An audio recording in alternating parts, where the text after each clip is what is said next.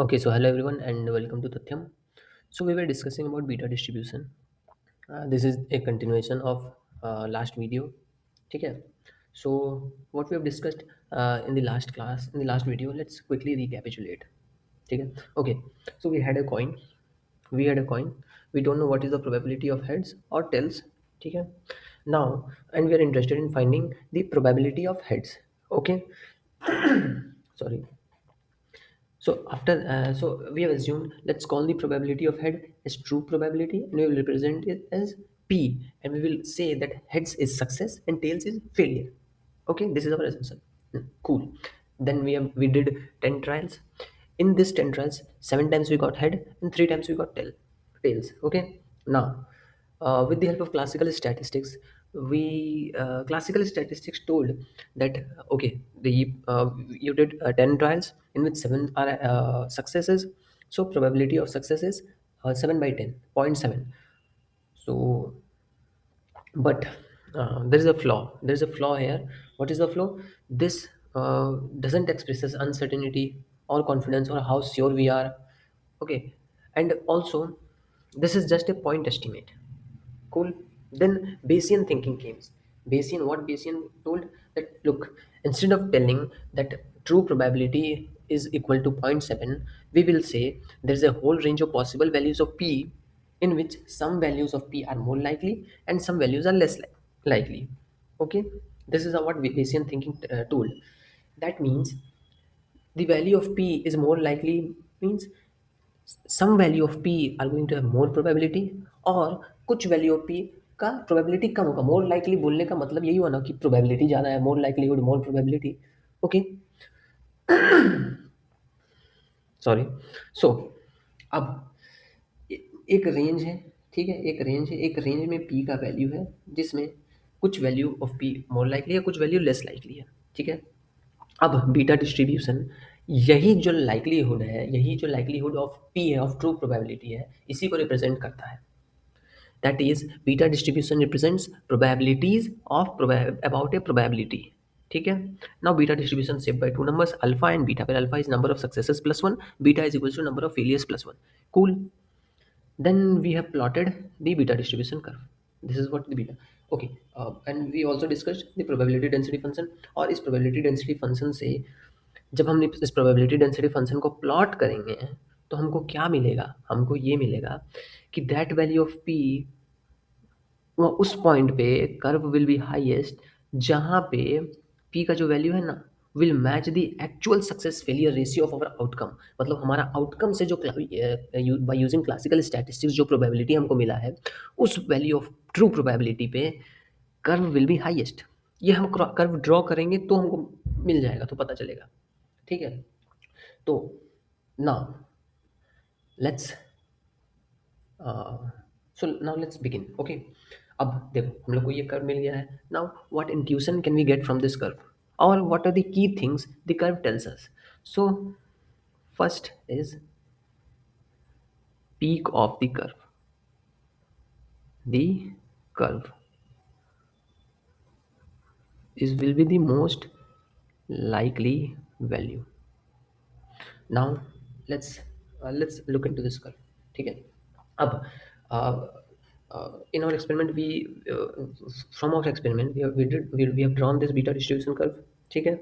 अब और हम जब बीटा डिस्ट्रीब्यूशन कर्व को बनाए तो हमको पता चला कि at point 7 this beta distribution curve is highest.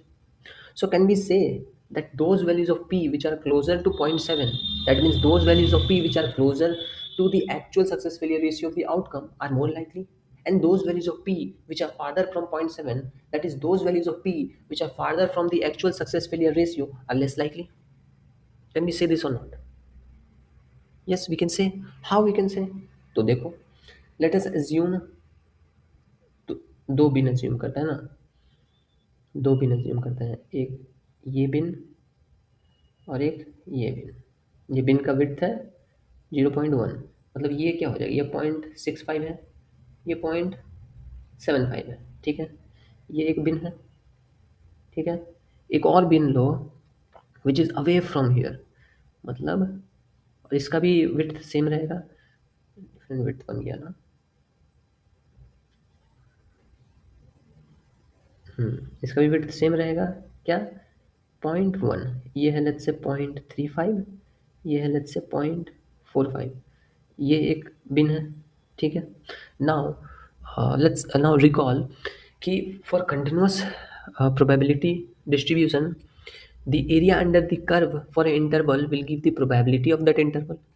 yes, तो ये इंटरवल का मतलब वैल्यू ऑफ पी 0.65 to 0.75 होगा, will be given by this area, और value of probability that the value of p 0.35 to 0.45 होगा will be given by this area। and by looking at this curve we can say ये area ज़्यादा है compared to this। Yes, मतलब इस बिन का जो कि इक्वल विड्थ है विथ दिस बिन, इसका भी विड्थ 0.1 है, इसका भी विड्थ 0.1 है, लेकिन क्योंकि ये इंटरवल 0.7 के क्लोज है, दैट इज वाई इसका प्रोबेबिलिटी ज़्यादा है। और ये इंटरवल 0.7 से दूर है, इसीलिए इसका प्रोबेबिलिटी कम है। ठीक है, और एक बार समझो, हमको curve with the help of probability density function we have drawn this curve. ठीक है, हम लोग ये कर्व बना लिए, we we have drawn this curve. Okay, हम लोग ये कर्व बना लिए with the help of probability density function, और जब हम कर्व बनाए तो हमको पता चला कि एट 0.7 मतलब at the actual success failure ratio of our outcome, उस वैल्यू ऑफ पी पे probability the curve will be highest. This is P and this is F P. This is F P is probability density function, this is small P. ठीक है, small P मतलब true probability that is probability of heads उस coin का, जो कि हमको नहीं पता है, in which we are interested to find. Okay, अब हम जब कर्व बनाए तो हमको पता चला at 0.7 this curve is highest. Okay, this curve is highest at 0.7, that is at the actual success failure ratio. ठीक है, अब एक्चुअल सक्सेस फेलियर रेशियो जब हम बोल रहे हैं तो हम क्या बोलना चाह रहे हैं कि जो हमारा आउटकम का जो रिजल्ट आया, उस रिजल्ट को क्लासिकल स्टैटिस्टिक्स यूज करके जो प्रोबेबिलिटी निकला, जो ट्रू प्रोबेबिलिटी निकला, वो है, no no sorry sorry, true probability नहीं, जो क्लासिकल स्टैटिस्टिक्स यूज़ करके जो हम प्रोबेबिलिटी पता की है कि हाँ प्रोबेबिलिटी ऑफ हेड इज़ 0.7, उस वैल्यू पे जब हम कर्व बनाएंगे बीटा डिस्ट्रीब्यूशन कर्व, तो उस वैल्यू पे this curve will be highest. ठीक है, इससे हम ये इससे हम ये बोल सकते हैं कि वो value of P which will be closer to this 0.7 are more likely, and those values of P which are farther from 0.7 are less likely. बोल सकते हैं, कैसे बोल सकते हैं, लो लो लो दो इक्वल बिन विथ दो इक्वल इंटरवल का बिन, ये बिन इक्वल इंटरवल का है, हम लोग देख के बता सकते हैं कि इस बिन का क्योंकि एरिया ज़्यादा है इस बिन के कंपैरिजन में, और कंटिन्यूअस प्रोबेबिलिटी डिस्ट्रीब्यूशन में area under the curve in an interval will give the probability. तो हम बोल सकते हैं कि इस इंटरवल का प्रोबेबिलिटी ज़्यादा होगा। P probability of P taking the value in this interval is higher as compared to probability of P taking a value from this interval. We can say from this curve. Yes, cool. This is understood. Now अब देखो, ये जो curve का width है ना, ये जो curve का विड्थ है, ये कर्व का स्प्रेड है, ये प्रोबेबिलिटी डिस्ट्रीब्यूशन का स्प्रेड है, और वेरिएबिलिटी भी हम लोग इसको बोल सकते हैं। ठीक है, अब देखो, जो एक्सट्रीम पॉइंट है ना, ये एक्सट्रीम पॉइंट है 1 और ये एक्सट्रीम पॉइंट है 0। एक्सट्रीम पॉइंट पे प्रोबेबिलिटी ऑलमोस्ट जीरो होगा। जीरो जीरो में देखो, मतलब यहाँ पे अगर हम कोई छोटा इंटरवल लेंगे, लेट्स से 0.1 तो इस इंटरवल का प्रोबेबिलिटी बहुत कम होगा, और इस इंटरवल का प्रोबेबिलिटी बहुत कम क्या, ऑलमोस्ट जीरो होगा, मतलब ये होने का प्रोबेबिलिटी बहुत कम है, ये हो ही नहीं सकता है, वेरी लेस लाइकली। ठीक है, अब इस कर्व से हमको बायसनेस भी पता चलता है कि कर्व कि क्या बायस है। ठीक है, देख के हमको पता नहीं चल रहा है कि this curve is because the tail is in the left side, so the curve is biased, is left skewed. ठीक है, स्क्यूनेस पता चल रहा है। ठीक है, अब नाउ अगर if we collected more data, मतलब लेट्स से 10 आउटकम्स था हम लोग का, जिसमें से 7 हेड्स था और 3 टेल्स था। ठीक है, अब हम मान लो एक और ट्रायल की 11th ट्रायल, अगर इसमें हेड आता है तो this curve will shift slightly to the right side, that is near one, close to success. One represents, अगर पी वन हो जाएगा तो मतलब सक्सेस है ना भाई, ठीक है। और अगर ये टेल्स आता है then this curve will lean slightly towards the left, ठीक है। और ज्यों ज्यों हम एक्सपेरिमेंट करते रहेंगे, ट्रायल करते रहेंगे, आउटकम लेते रहेंगे, this curve will be more thinner and more taller, thin होते जाएगा और टॉल होते जाएगा as we go on collecting data, that is as we go on flipping the coin and getting the outcome, okay, ठीक है। and this is अच्छा, ठीक है। So and this is how Bayesian updating refines belief. This is the process how Bayesian updating works. Bayesian updating refines belief.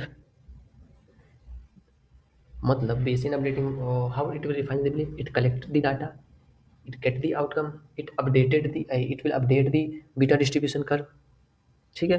Again it will collect the data, it will take the outcome, and again it will update the beta distribution curve. This process will go on and go on we get until हम लोग को एक ऐसा curve मिलेगा which is very thin, thin नहीं बना ये, which is very thin, इतना थिन होगा कि we can say with a certain degree of confidence that या this is will be the value of true probability, small p, okay। So this is how Bayesian updating refines belief. Okay, so now let's draw the curve. Let's okay, so now let's draw the curve and see जो हम लोग discuss किए हैं कि more heads the curve sits right, more tails the curve sits left, and more data the curve will become more taller and thinner. So let's draw the curve, draw the beta distribution curve, and let's see कि क्या वाकई वाकई ऐसा होता है। So now okay, so this is our initial assumption. क्या हमारा initial assumption था? We have the coin and we are interested to find the probability of heads, but we don't know what is the probability of head and we don't have any outcome, so we have assumed uniform prior, matlab the probability that the true probability value can take any value between 1 0 to 1 is same, okay। यही true probability हम लोग इसको represent किए थे with small p, okay। अब now we did 10 trials. Now we did 10 trials in which we got 7 heads and 3 tails. Now look at the beta distribution curve. So yeah, 7 head, 3 tails. So alpha becomes number of successes plus 1, that is 8, and beta becomes 3 plus 1, that is 4. So this is the curve. Now as we have discussed that as we will get more heads, the peak shifts left. तो हम लोग एक और trial किए, उसमें हमको heads मिला, तो अल्फा क्या हो जाएगा? 9 हो जाएगा, okay. Beta will remain 4। Now see, जब हम एक और ट्रायल किए और हमको वो ट्रायल में हेड मिला, तो curve will shift towards the right, okay. You have seen the curve shifted right, ठीक है। अब now we did 4 more trials and in all the 4 trials we get 4 heads, so alpha now will become 13, 9 plus 4 13, beta will remain 4 as it is, ठीक है। now here the curve will shift more towards the right, okay। and you can also observe that as we are increasing the number of trials, the curve is becoming thinner and taller। see, यहाँ पे curve का height क्या था? around 3.5, okay। now as we've increased the number of trial by 4, the curve height has become around 4, so curve is becoming more taller and thinner, and with the base you can see the curve has become quite thinner, comparatively thinner। अब this is our initial, not initial, जब 10 trials हम किए थे उसके बाद जो हमको result मिला था 7 हेड्स एंड 3 टेल्स, उसका बीटा डिस्ट्रीब्यूशन कर्व है। तो अब सेकंड पॉइंट में हम डिस्कस किए थे कि टेल्स इंक्रीज होगा, that is number of failures increase होगा, तो कर्व का peak shift towards the left. तो हम लोग दो ट्रायल किए, ठीक है, दोनों में हमको टेल्स मिला, सो फिर beta will become 4 + 2 that is 6। So यहाँ पे देखो curve will shift towards the left, it is shifted to left, okay. Now we did 2 more experiment, 2 more trials, और दोनों ट्रायल में मेरे को टेल्स ही मिला, दोनों फ्लिपिंग ऑफ कॉइन्स में मेरे को टेल्स ही मिला, तो beta will become 6 + 2 that is 8 and alpha will remain 8, Okay, देखो curve has shifted more towards the left. Okay, now we did six more trials और 6 ट्रायल में हमको टेल्स ही मिला. So उस केस में curve will shift more towards the left. Okay, you can see the curve shifted towards the left. Okay, now the all curves I've generated with the help of Google Colab. Okay, अब देखो third point में discuss किए थे कि as number of data increases our curve will become more taller and thinner. तो let's say 100 number of trials किए हम, जिसमें मेरे को 70 टाइम्स हेड्स मिला और 30 टाइम्स टेल्स मिला. So alpha will become 71, beta will become 31. So you can see the curve has become very thinner as well as taller.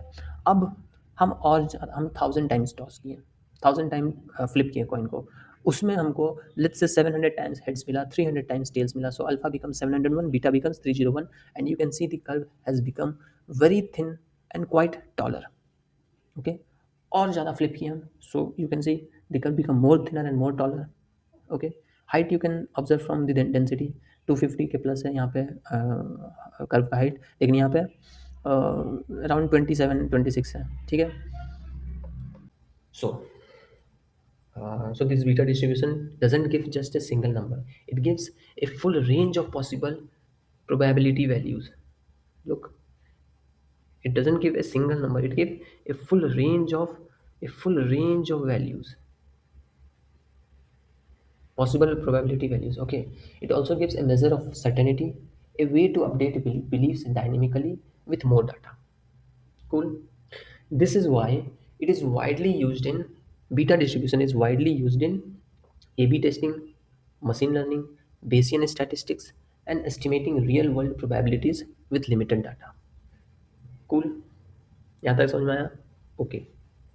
Now, what do alpha and beta controls? Alpha and beta क्या है? क्या ये क्या control करता है? How it affects? What it affects? So listen carefully. If alpha is greater than beta, that means that is distribution of this curve leans toward successes. मतलब alpha beta से alpha ज़्यादा होगा बीटा से, this curve will lean towards 1. अगर alpha beta से कम होगा तो distribution लीन toward failure. मतलब 0 1 this curve will lean toward failure. Okay, अगर अल्फा बीटा के बराबर होगा तो क्या होगा? तो there will be the symmetric shape मिलेगा हमको ऑफ बीटा डिस्ट्रीब्यूशन कर्व का, कुछ नॉर्मल कर्व जैसा. ओके, अब how it is happening. So listen, if alpha is greater than beta, what is alpha? Number of successes plus 1. What is beta? Number of failures plus 1. If alpha is greater than beta, that is number of successes is more than number of failures, that is more heads. If we relate this statement with our experiment, then more successes means more alpha, more successes means more heads. And if more heads is there, then peak moves to right.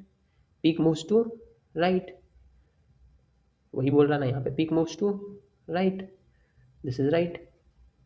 ठीक है. और अगर alpha less than beta है, मतलब success कम है, failure ज़्यादा है. That is if we relate this to our experiment, that is tails is more, heads is less. That means more tails, peak shifts left. This is left. और alpha beta के बराबर होगा, success failure के बराबर होगा, तो this is going to be symmetric shape. Okay, cool. So overall, anywhere we estimate an unknown probability, the beta distribution is useful. Okay, so yeah, this is it for today. And if you have any doubt, you can leave a comment, and we will meet in the next video. So thank you.